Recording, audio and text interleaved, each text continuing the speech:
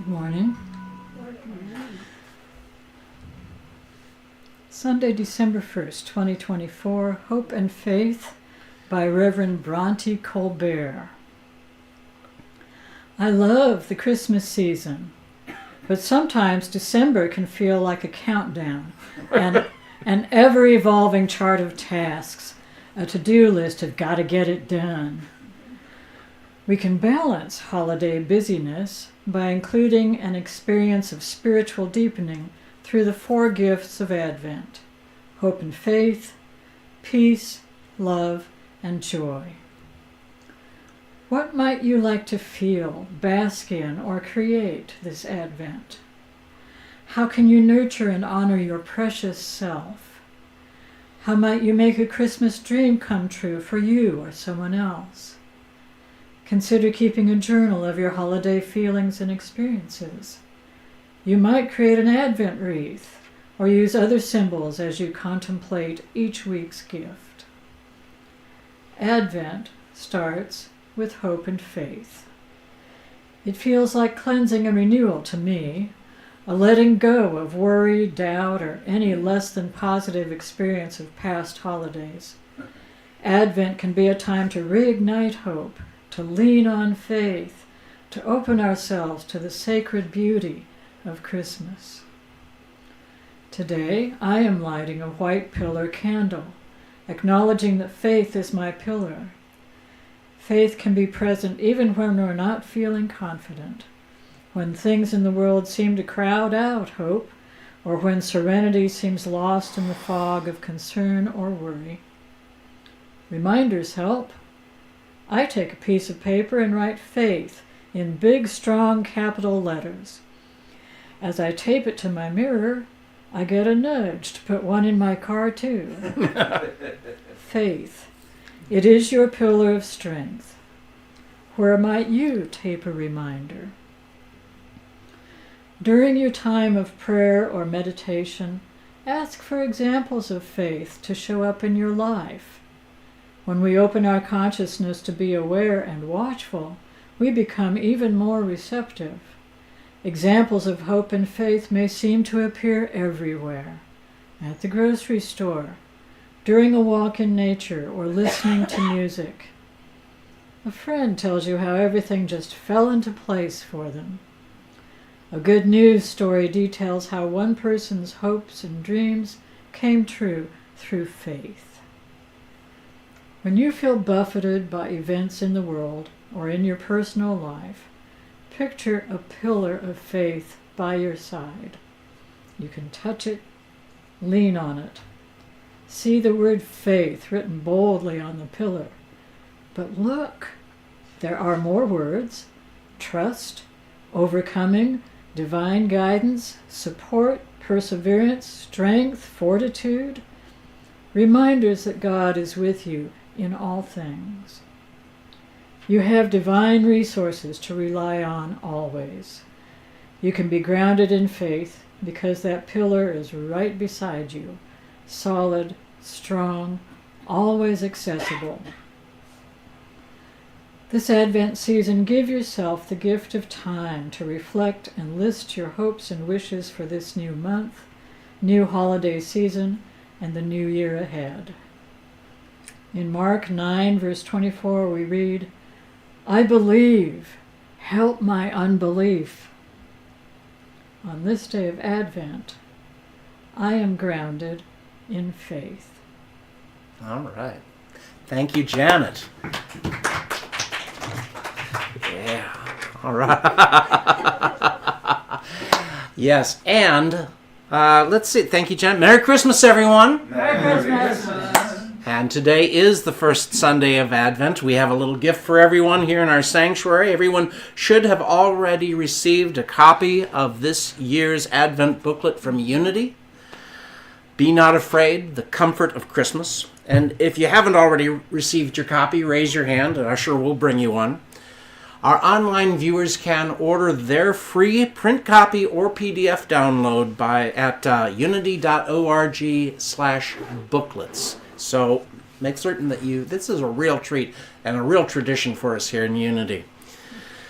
This morning, Janet read today's entry by Reverend Bronte Colbert from this booklet. Unity Publication intends the Advent booklet, this year's Advent booklet, Be Not Afraid, The Comfort of Christmas. Unity intends this to be a spiritual companion as we prepare for Christmas. There are articles about overcoming fear and daily messages to reassure and inspire us. All of our lessons during Advent will draw inspiration from this booklet and its theme, Be Not Afraid. The Advent season is a time to prepare for the good news of great joy. The Christ presence is born in us. But let's not forget the shepherds watching their silent flocks by night. They felt initially terrified by their spiritual experience. First, one angel appeared to the shepherds and then a multitude, and they shared the good news about a newborn baby, and they sang peace on earth. Who wouldn't be startled? Christmas can be a funny time, filled with feelings that we might not expect. The Christmas season can bring additional stress or even fear into our lives. Christmas can cause people to feel anxious about family gatherings, traditions, rituals, holiday gatherings. The fear sometimes develops in early childhood, and it can be linked to traumatic events and disturbances during the holidays. The holidays can mean arguments for some families, or even physical violence. For some small section of the population, it can be the most miserable and frightening time of year. We're not talking Grinches here. Some people have legitimate fears for this holiday season. We may even have fear or anxiety about not feeling how we should feel at Christmas. That's how it was for Charlie Brown in A Charlie Brown Christmas. As he's talking to Linus, he says, "I think there must be something wrong with me, Linus. Christmas is coming, but I'm not happy. I don't feel the way I'm supposed to feel.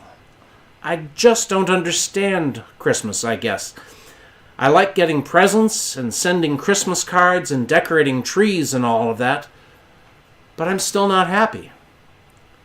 I always end up feeling depressed." To which Linus responds, "Charlie Brown, you're the only person I know who can take a wonderful season like Christmas and turn it into a problem." But Charlie Brown isn't the only person who feels this way.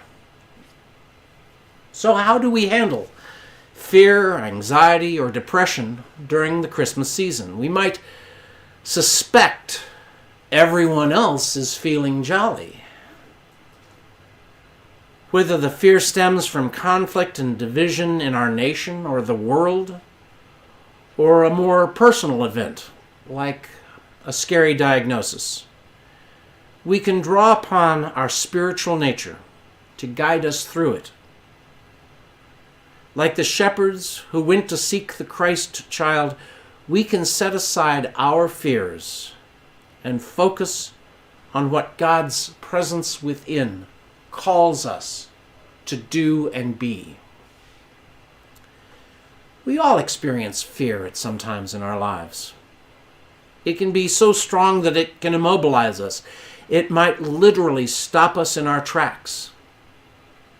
It might be the loss of employment, a loved one, or any change in situation, circumstance, or status. We may experience a health challenge, or some of our cherished dreams and goals may not materialize. And we may be fearful and unsure of what to do next. We may have to make a big decision, and we fear making the wrong decision. In today's climate of conflict, many of us fear what the future holds.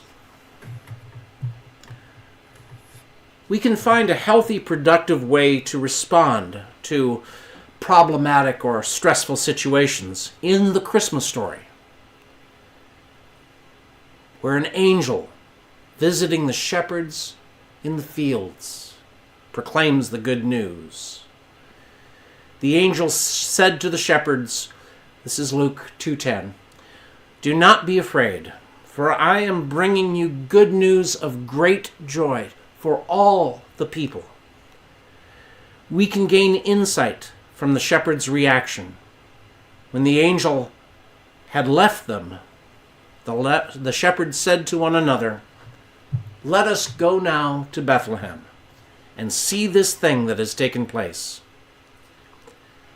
So after being terrified at first, the shepherds agreed among themselves what they would do next. And working as a team, they went to find the newborn Jesus. When they were frightened or unsure, when we are frightened or unsure, we can always do the next right thing. We can always turn within and find the Christ. One way to be strong in life's fearful situations is to seek the support of like-minded friends or family. Find at least one or two positive people. Don't find people who will bring you down. There are plenty of them. Find positive people, friends, family, maybe coworkers. Find people you can turn to in confidence and share your fears. The truth is, no one is an island. None of us stand alone. We can reach out to those we trust and let them help us through trying times and challenging situations. Let them help us see our way through the fearful experience. They can comfort and uplift us. Developing friendships and relationships with those who support us when needed begins with us. It means being trustworthy.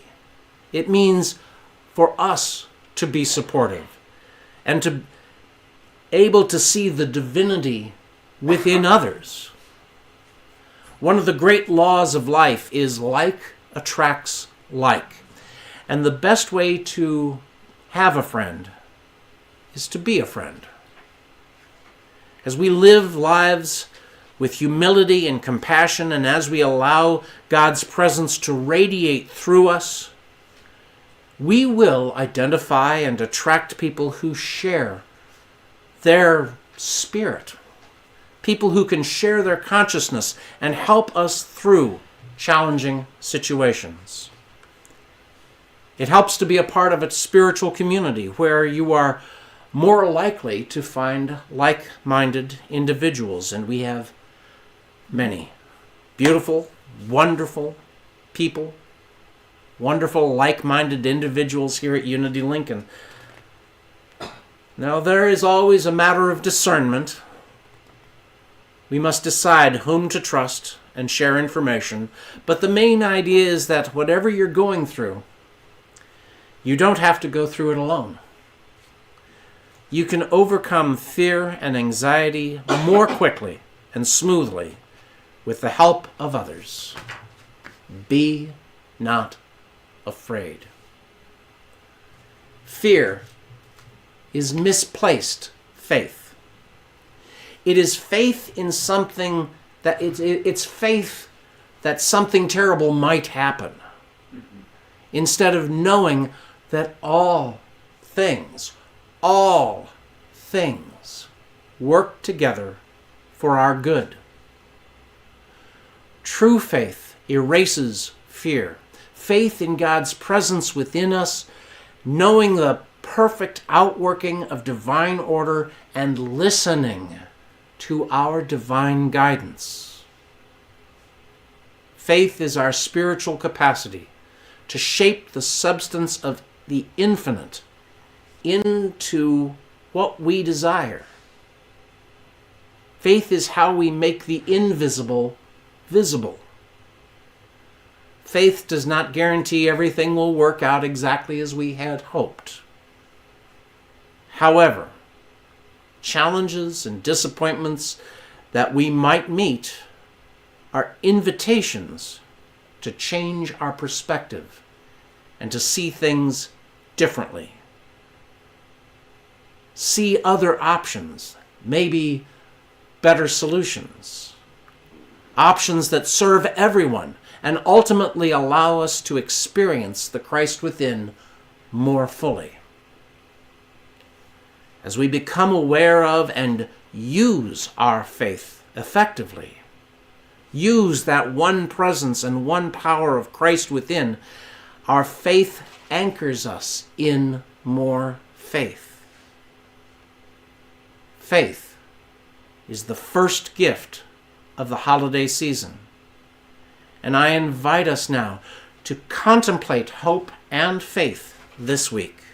Take it into our meditations.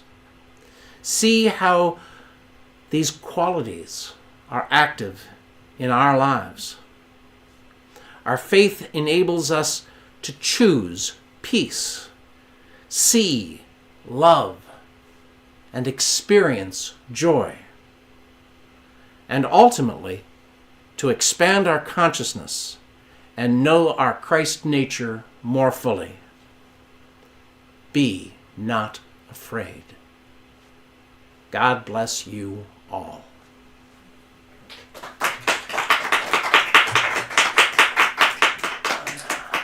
And this is our opportunity, yours and mine, to pour out the gift of God from within us through our tithes and our love offerings. And can we share this offertory blessing together? Divine love flowing through me blesses and multiplies all that I am, all that I have, all that I give, and all that I receive. I am joy-filled and grateful. Thank you, God. And you can send your gifts, your tithes, your love offerings to paypal.me/UnityLincoln. That's paypal.me/UnityLincoln. You can also send your gifts through the mail or through a bank transfer by sending them to Unity Lincoln, P.O. Box 30209, Lincoln, Nebraska 68503. Or you can go to our webpage at unity.org, and there you will find a convenient link to donate via PayPal. Or you can use this handy little code here to scan on your phones and share your blessings through PayPal. Remember also, you can help support Unity Lincoln by liking us on Facebook and subscribing on YouTube. And I've got the wrong thing in front of me. Give and God gives it back to you. Give and God gives it back to you. Give and God gives it back to you. Pressed down, shaken together, running over, back in good measure. God gives it back to you. Sing it over. Give and God gives it back to you. Give and God gives it back to you. Give and God gives it back to you. Pressed down, shaken together, running over, back in good measure. God gives it back to you. Scooby-Dooby-Dooby-Dooby-Doo. And let us share this affirmation for our church family. There we go, together.